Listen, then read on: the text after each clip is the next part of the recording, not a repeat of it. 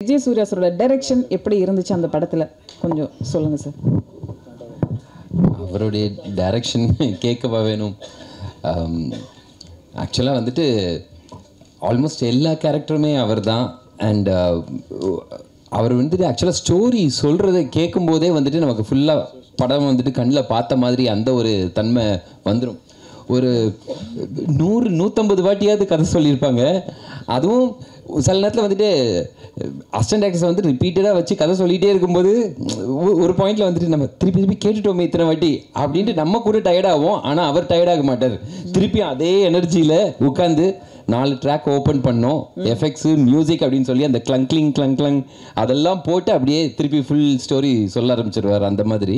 And shooting ஸ்பாட்டில் வந்துட்டு லிட்ரலாக வந்து நாங்கள்லாம் அப்படியே பயந்து ஒவ்வொருத்தரும் ஒவ்வொரு பில்லருக்கு பின்னாடி அப்படி ஒளிஞ்சிக்கிட்டு அப்படி தான் இருப்போம். வேறு ஒரு லெவலில் டெரர் அப்படி இருந்தது.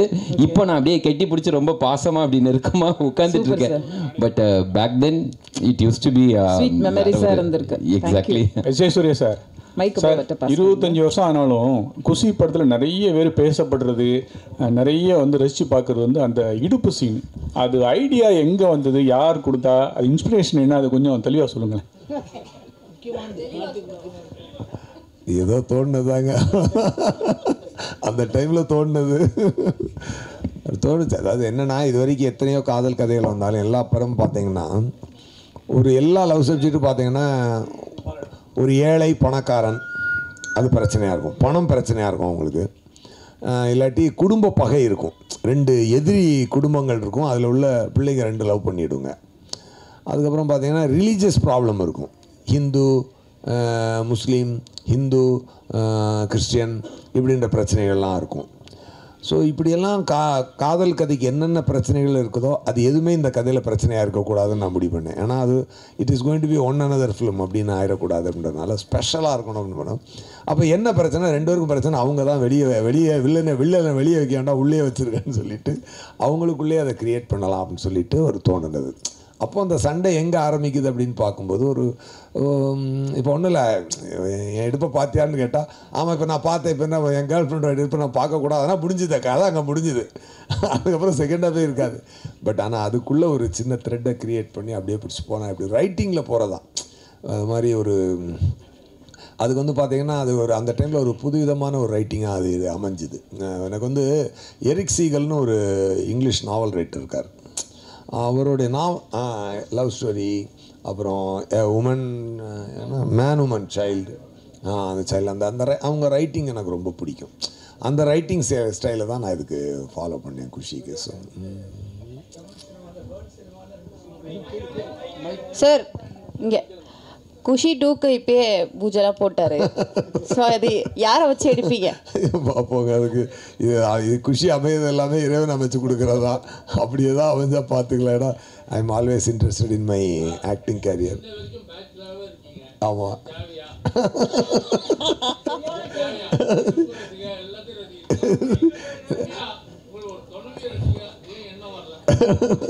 இல்லை நான் கொஞ்சம் ஃப்ரீ பேர்ட், நான் அப்படி ஃப்ரீயாகவே இருந்துடுறேன், விட்டுருக்கேன்.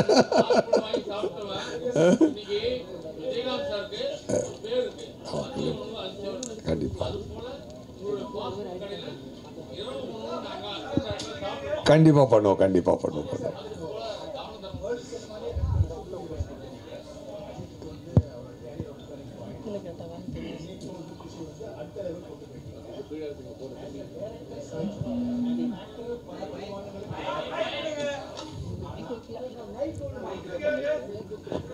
மைக் எங்கே இருக்கு?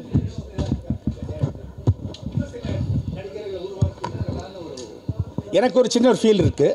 இல்லை அப்படி எனக்கு ஸ்டார்டிங்லாம் கேட்குறேன் சார். வந்து ஓகே 2 வேர்ல்டு லெவல் ஹீரோஸை வந்து அஜித்துக்கு வந்து வாலி வந்து அவரோட வந்து ஒரு சாக்லேட் இமேஜ் இருந்தது. அப்போ கண்டிப்பாக அது ஒரு நெகட்டிவ் கேரக்டர் கொடுத்து அஜித்தால் இவ்வளோ டெலிவரி பண்ணும்போது எல்லோரும் அசத்து வச்சிங்க. அது உங்களோட பின்னாடி நீங்கள் தான் இருந்தீங்க. குஷி வந்து விஜய்க்கு வந்து ஒரு சச்சினுக்கு அப்புறம் வந்து படம் நினைக்கிறேன், அதுக்கு முன்னாடியா ஒரு டேர்னிங் பாயிண்ட் அவரோட கேரியரில். அப்போ தான் அந்த கிராஃப்ட் தூக்கிட்டு இருந்தது. ஆஸ் அன் ஆக்டர் நீங்கள் வந்து பல வெற்றிகளை பார்த்துருக்க தமிழ் தெலுங்கில். ஆனால் ஒரு டைரக்டராக இன்னும் சில நடிகர்களை நீங்கள் உருவாக்கி இருக்கலாமோன்னு எனக்கு ஒரு சின்ன ஒரு ஆதங்கம் இருக்குது. நீங்கள் அந்த ஃபீலிங்கை ஷேர் பண்ணியிருக்கீங்களா? சார் ஃபர்ஸ்ட் ஆஃப் ஆல் எனக்கு வாய்ப்பு கொடுத்ததான் அஜித் சார். நான் அவருக்கு கொடுக்கல, அவர் தான் எனக்கு வாய்ப்பு கொடுத்தாரு. தட் ஃபர்ஸ்ட் ஆஃப் ஆல் அதுதான் அதோடைய ட்ரூத். ஸோ நமக்கு வாய்ப்பு கொடுத்தவருக்கு நான் நல்ல படம் எடுத்து கொடுத்தேன். அந்த ஒரு என்னுடைய வேலையை நான் சரிவர செய்தேன். நான் என்றைக்குமே நான் நடிகன் ஆகணும் தான் ஆசைப்பட்டேன். ஒரு ஸ்டார் ஹீரோவாக ஆகணும் அப்படின்னு தான் என்னோடய ஆசை. என்னுடைய ஆசைக்கு பார்த்தீங்கன்னா நியூ அப்போ அப்படி டச் பண்ணிவிட்டு அப்படி திருப்பி வந்துட்டேன். எனக்கு காலங்கள் சரியாக அமைஞ்சு வரலை. ஸோ நான் இயக்குனரானதே என்னை நடிகன் ஆக்குவதற்காகத்தான். ஸோ அதனால் எனக்கு இன்னும் நான் நிறையா பேர் இயக்கியிருக்கலாமோ அப்படின்ற ரிக்ரெட் எனக்கு கொஞ்சம் கூட கிடையாது. பட் இப்போ என்னை அடுத்த கட்டத்துக்கு கொண்டு செல்வதற்காகத்தான் இப்போ இந்த கில்லர்ன்ற படத்தை நான் எடுத்துக்கிட்டு இருக்கேன்.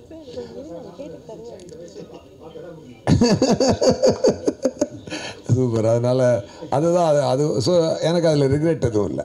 ஸோ நான் கரெக்டாக என்னுடைய லைஃப்பை நான் பிளான் பண்ணி எப்படி போகிறேனோ அது கரெக்டாக போகுது. Thank you so much.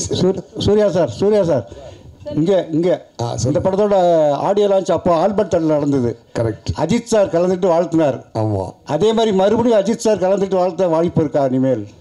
எங்கள் அஜித் சார் தான் பிடிக்கவே முடியாது. அவர் ஒரு தனி உலகத்தில் வாழ்கிறார் இல்லையா?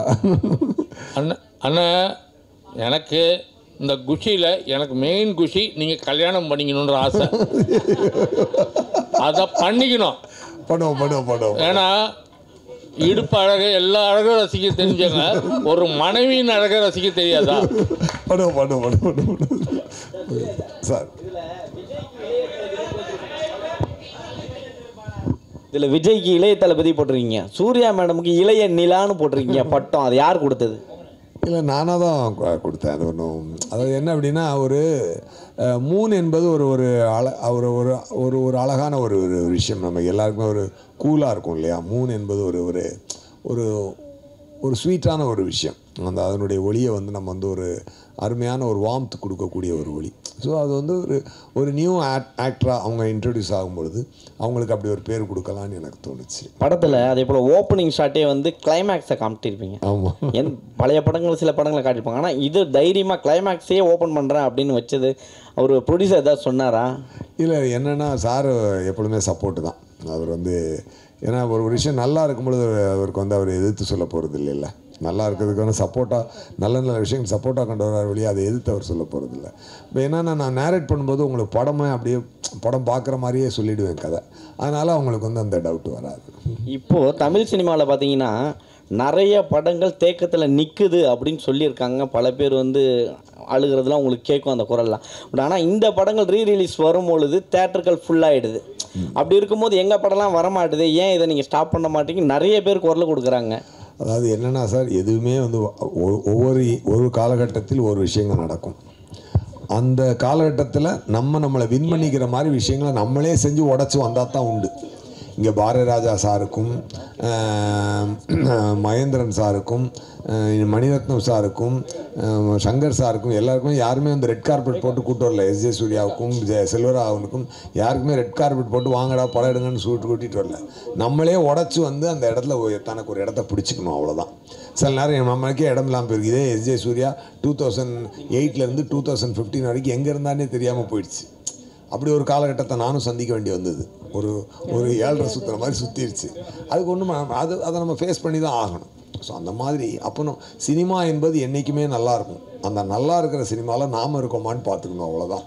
உண்மையாகவே இன்றைக்கி கிட்டத்தட்ட 2000 ரிலீஸ் ஆன ஒரு குஷி இன்றைக்கி 2025 அதை பற்றி பேசிட்டு நம்ம உட்காந்துருக்கோம். இன்றைக்கி நம்மளும் லைம்லைட்டில் படம் பண்ணிகிட்டு இருக்கோன்றது இறைவனுக்கு நம்ம முதல்ல ஒரு நன்றியை சொல்லிவிட்டு இன்னும் உத்வேகத்தோடு இதை குஷியோடு நான் சிறப்பாக இப்போ பண்ணிகிட்டு இருக்க கில்லரை பண்ணணுன்ற பயமும் ஒரு வேகமும் தான் வருதே வழிய மற்றபடி. ஸோ நீங்கள் கேட்ட கொஸ்டினுக்கு ஆன்சர் என்னென்னா,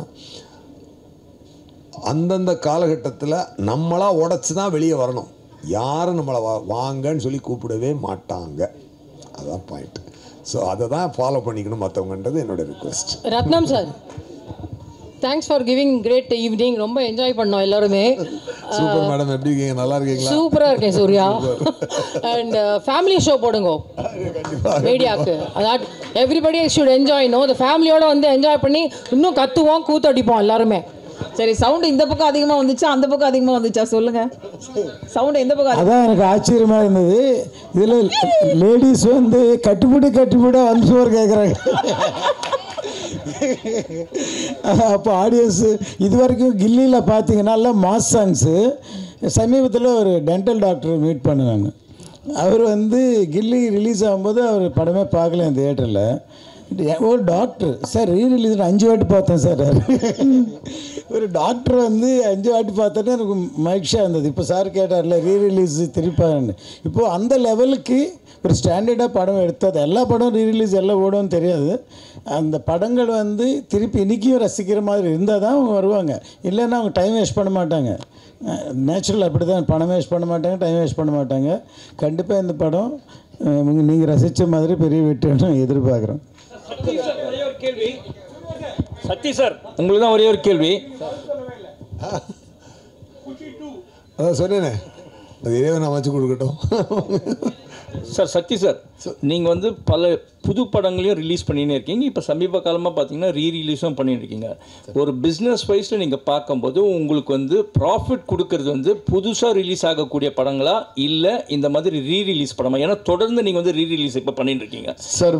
வெற்றி படங்கள் எல்லாமே வந்து ப்ராஃபிட்டான படங்கள் தான் சார். நாங்கள் வந்து கம்பேரிட்டிவாக நான் கேட்குறேன் சார். எதுக்கு கேட்குறேன்னா பிஸ்னஸ் எப்படி இருக்குன்றது. ஏன்னா ஸ்டாண்டர்ட் ஆஃப் த ஃபிலிம்ன்றது பழைய படங்கள் இருக்கிற தரம் இப்போ இருக்கிற படங்களுக்கு இருக்குதா ஆடியன்ஸ் மத்தியில் அப்படின்றது தான் என்னோட கேள்வி. ஏன்னா அதை வச்சு தான் ரெவென்யூவே.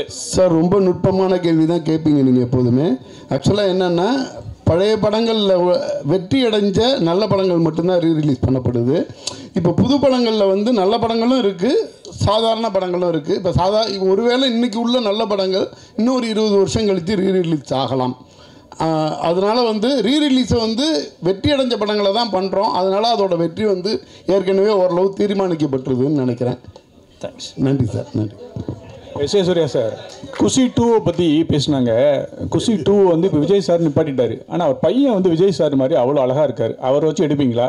அதுமாதிரி ஜோதிகா மேடத்துக்கும் பெரிய பொண்ணு இருக்காங்க. அவங்கள வச்சு 2 பேர் வச்சு ரத்ன சாரை வச்சு நீங்களே டைரக்ட் பண்ண ஒரு வாய்ப்பு கிடைச்சா பண்ணுவீங்களா? நீங்களே ஒரு காஸ்டியை ஃபுல்லாக ஃபிக்ஸ் பண்ணி கொடுத்துட்டீங்க. Wonders cannot be made, wonders should happen.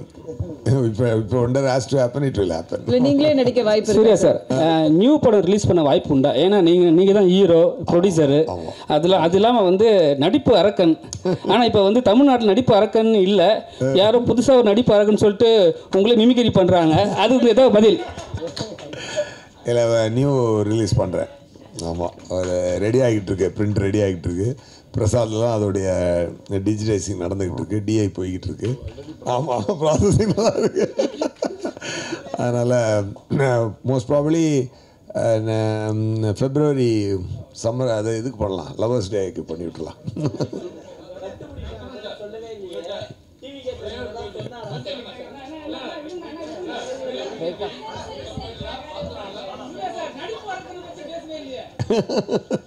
Sir இதுக்கு தான் அப்பப்போ நீங்கள் ப்ரெஸ் மீட்டுக்கு வரணுங்கிறது. நீங்கள் வந்திருந்தா கொஞ்சம் கொஷின்ஸ் கம்மியாக இருந்திருக்கும்.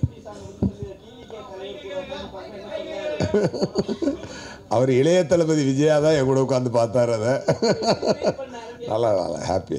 அவர் ரொம்ப ஹாப்பி. அவருக்கு எனக்கு ரொம்ப பிடிக்கும். அவருக்கு ஆக்சுவலாக என்னென்னா தன்னுடைய வேலையை எல்லோரும் கரெக்டாக பார்க்கும்போது அவர் அதை ரொம்ப சந்தோஷமாக இது பண்ணுவார். அந்த எல்லா சீனுமே அவர் என்ஜாய் பண்ணி நடித்தார். அவர் ரொம்ப ஹாப்பியாக பண்ணார். அந்த எக்ஸ்ப்ரெஷன்லாம் அப்படியே நல்லா உள் வாங்கிட்டு பண்ணுவார். ரொம்ப நல்லா இருக்கு சார்.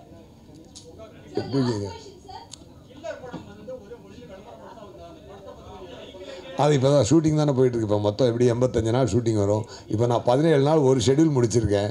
ஏன்னா அதை முடிச்சுட்டு இப்போ ஏன் டேட்டே எனக்கு பிடிச்சி எடுக்கிறதுக்கு பெரும்பாடாக இருக்குது. நல்ல ரொமான்டிக்கல் ஆக்ஷன் காமெடி ட்ராமா.